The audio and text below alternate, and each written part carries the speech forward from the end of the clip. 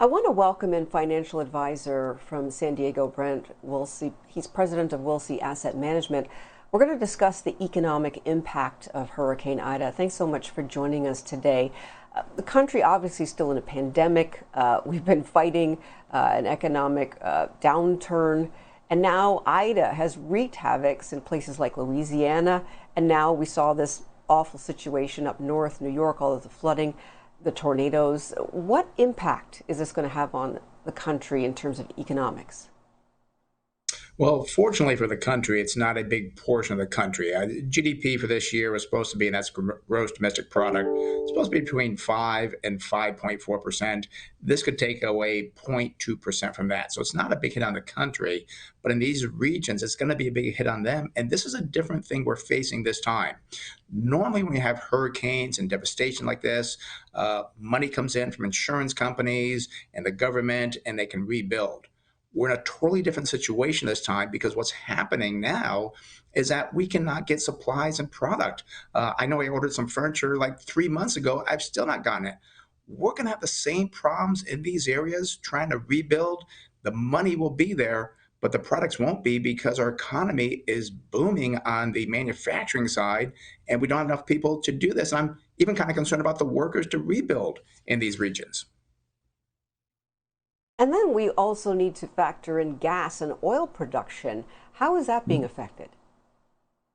Well, that's going to be affected as well because about 60% of gas comes from the Gulf Coast to the Northeast.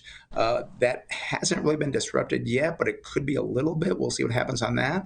But here again, we're faced with major prices. Steel month over month is up like 10.8%. Year over year, it is up, 108%. Natural gas, very important. That's up 140% year over year. So you can have a lot more inflation. We already have inflation on these things. We know that if you go to the pump before, you're up about 50% from before. Well, if you're in these regions, it's going to be harder to get prices or get product to these, and the consumer will pay higher prices because of the lack of product and the infrastructure to get things there.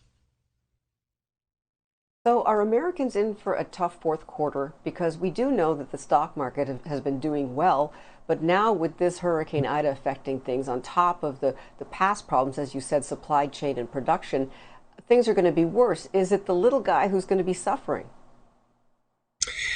I hate to say that, but I believe it's going to be a little guy that's going to suffer. I think the fourth quarter will be okay because we see from businesses, we have a lot of good businesses going on. Fourth quarter involves Christmas, the holiday season. That's a positive. We already hear people that have a lot of money in their pockets that are going to be spending more on holiday seasons this year. Hopefully, the Delta variants will be down by then. People feel a lot more comfortable getting back together with their families and so forth. But I do believe the fourth quarter will be a good quarter because we have money in our pockets and people are spending it. That's not much time for these people in these devastated areas, unfortunately. So they're going to have a little bit different time. And my concern for those areas is that what their concern is going to be is getting the basics to rebuild so they have, their home back together or whatever it may be that they could not get the supplies or the people to produce or to build in these areas. That's my concern for those areas. But overall, as a country, I think we'll do very well in the fourth quarter. So, what industries do you foresee doing well? Because unfortunately, with disaster, also some industries do well during that time. But what stocks do you expect to see rise? What companies do you expect to see well during this issue? I think we'll see energy do well because we know prices going up, so energy will do well. Also, financials and insurance companies, maybe not insurance companies so much. They've not taken a big hit on the Hurricane Ida, so I think they will be fine as well. But financials should do well because I do believe in the fourth quarter we'll see interest rates start to rise again, which benefits your financials. Then also too, we like beverage companies and food companies. They're always a good stable. You're not going to double your money on these, but we look at companies that will grow 10, 12, maybe 15% year over year. We think those are pretty good companies right now. They're not overpriced. They've been kind of hit by inflation a little bit, but for a good long-term investor, I think they're a good time to get into some good food and beverage companies. But we always tell people, be careful what you pay for these companies. You don't want to overpay for any investment. What happens to these companies, the energy companies, the power companies? Because obviously that's what we're seeing right now in Louisiana.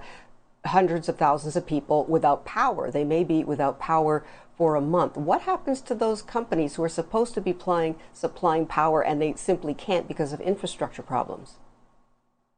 Well, and we're not big on utilities because utilities have been rather pricey. So we looked at a couple out here in California. We looked at what's it, PG&E, but their debt level is just way too high. So we stayed away from that. But generally with power companies, what happens, or any company, you go through this lull, the stock price will drop, but they'll recover. And that's what you would see on these utility companies. But my concern is, and I will get too technical, but you look at what you're paying for the earnings of a company, and right now utilities are just too expensive to get into, even though this could be a good time to buy them. I don't believe it is because of the price you're paying for these businesses. Everything in the market, let me correct that. A lot of things in the market are rather pricey, so investors had to be very careful not to buy something high with the hopes that somebody will buy it higher later on. And to let you know, we're very patient here at our firm investing because it's hard to find some good companies at good prices. And a lot of those utility companies, they may come down, but not come down to a good level to invest at because it'll still be too expensive, we believe. And those power companies, those energy companies that are not able to get the power up, people are obviously the ones suffering there. Once again, I hate to say this, the little guy is the one suffering. Those companies aren't going to be able to profit off of those people, will they? I don't want to say directly they'll profit off of them, but what happens with generally companies, they go through this lull, and then when they come back, they do have to increase their rates many times to make up for the losses that they have. So will the little guy get hurt? Probably a little bit. I'm not that familiar with utility companies in the South and the Northeast, and so I can't speak specifically on those companies. But generally, insurance companies, any company, generally when you go through a difficult time, the price of that company will go down. They lose money or they have a difficult time making money. Then what they do to make up for it, they have to raise prices 3, 6 months down the road to make up for the loss that they had before. It doesn't happen all the time, but it happens quite a bit because they're in business to make money, and that's what their job is. They do have to report to the shareholders because the shareholders hold those companies. They want to have a return on their profit, so it's not just some big company. You're talking about many people that are retired and in pension plans that they need a return on their investment, and that's how the companies do it. So it's a very difficult pull on different sides because you do have the consumer that doesn't want to pay the rising prices. It hurts them. But on the other hand, you have people that put their retirement in so they could retire. Well, they need to return on their investment so that they can live and have a decent retirement. Yeah, quite an interesting economic environment we're in. Thank you so much, Brent. I appreciate you joining us here on BNC. Take care.